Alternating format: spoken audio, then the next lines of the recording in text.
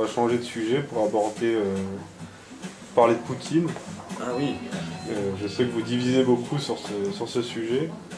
Alors selon vous, Poutine fait partie intégrante du système mondialiste. Est-ce que vous pouvez nous en dire plus? Alors, je vous donne un exemple. La City de Londres, qui est le premier centre de la mafia planétaire, a des citoyens d'honneur. Vous saviez ça, qu'il y a des citoyens d'honneur? Oui, non.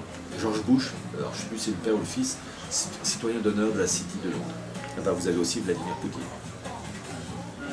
Pour quelqu'un qui est rebelle au système, bon. Mais, blague à part, c'est un élément, mais il y a une chose d'abord. Vous avez l'Union soviétique qui s'est cassée la figure. Officiellement, donc c'est décembre 1991, la mutation officiellement, enfin 1989, 90, 91. Comment se fait-il que ce système, qui a duré à peu près 70 ans, qui s'est cassé la figure en tournant des années 90, les mêmes gens qui étaient au pouvoir dans le cas de l'Union soviétique, ce sont les mêmes qu'on retrouve au lendemain de la chute de l'Union soviétique. Imaginez l'Allemagne nazie qui en 1945 s'écroule, et tous les dirigeants nazis, tous les Heydrich, enfin Heydrich il manque un nom, tous les Goebbels et compagnie, on les retrouve, peut-être pas les chefs, mais en tout cas les seconds et les sous-seconds, on les retrouve dans les autres partis, la CDU, le SPD, la CSU, etc. On dit attendez, mais il faut dire qu'il faut être franc. Il y a eu quand même certains nazis qu'on a retrouvés voilà, et en Allemagne. Mais vraiment, disons que les nazis qui occupaient des postes élevés, on ne les a pas retrouvés, sauf exception, je pense que c'est quand même l'exception de Hallstein, président de la Commission européenne de l'époque, qui était quand même un ancien nazi. Il ne faut pas oublier ça, mais ça, bon, le système recycle. Et il n'y a pas eu de Nuremberg du communisme. Donc tous les apparatchiks du système de l'Union soviétique, on les retrouve sous d'autres étiquettes politiques dans la Russie galicienne et jusqu'à aujourd'hui avec Poutine. Il y a le fait que Poutine ait lancé fin 2011 l'Union eurasienne supranationale. Il a bien dit, hein, c'est sur RIA Novosti que j'avais lu ça. Bon, bah, supranationale, il aurait dit... là, j'avoue que j'aurais été un peu, même beaucoup chamboulé, en tout cas, oui, s'il avait dit une création d'une union entre États conservant leur souveraineté. Je dis, ah oui, là c'est très bien, non, là, supranational, comme l'Union européenne, où il dit d'ailleurs que l'Union eurasienne ferait le pont entre l'Europe, enfin, l'Union européenne et le bloc asiatique, je ne sais plus comment il l'Asie-Pacifique, je crois que c'est l'expression qu'il utilise. Voilà, c'est... Il n'empêche que Poutine va dire des choses justes, mais ça reste supranational. Et puis, vous savez, regardez les gens qui l'entourent. L'oligarchie qui entoure Poutine. Avec quelle origine? Ben, la même qu'on trouve à la City de Londres ou à Wall Street, originaire des rives du Jourdain. Vous avez des rivalités entre ces gens. Vous savez, le monde juif est farci de rivalités terribles. Et en fait, c'est la faction juive russe qui s'oppose à la faction juive anglaise, qui elle-même est liée à la faction juive américaine. Dans la répartition du gâteau, c'est ça le truc. C'est un partage du gâteau, et l'affaire de la Syrie, où Poutine s'est opposé, il s'est opposé parce qu'il y a la faction occidentale qui veut manger une part du gâteau que lui veut conserver, entre autres avec la Syrie et la base militaire russe de Tartous. Bon. Il faut suivre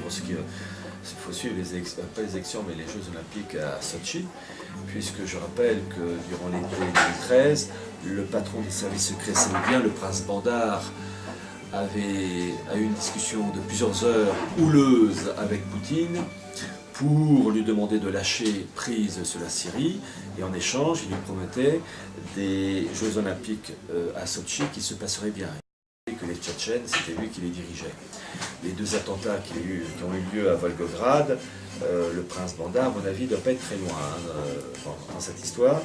Et ce sont des rivalités. Vous savez, je pense toujours à Al Capone, avec les rivalités avec l'alcool, la prohibition. Vous avez des groupes qui se partageaient à marcher, se tapaient dessus.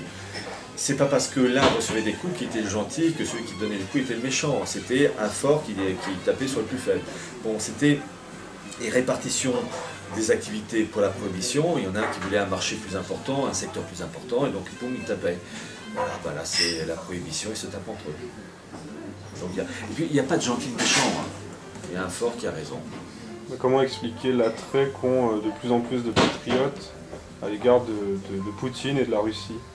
Alors il y a d'abord une réaction humaine qui est tout à fait naturelle, qui est que dans notre chute, on a l'instinct de survie qui cherche désespérément un dirigeant, un chef d'État qui en impose, qui donne l'impression, et plus que l'impression même, de vouloir changer de cap. Et évidemment, que ce soit François Hollande, avant Sarkozy, c'est un désespéré, ou Chirac, bon, ne parlons pas, ou Mitterrand, qui sont tous des apparatchiks du système, qui ont vendu le pays. Donc c'est une réaction normale. Bon, mais ce n'est pas parce que l'apparence est bonne que le fond l'est. Jamais oublier ça. Et les gens, malheureusement, ne voient souvent que les apparences. Et puis ne jamais oublier une chose.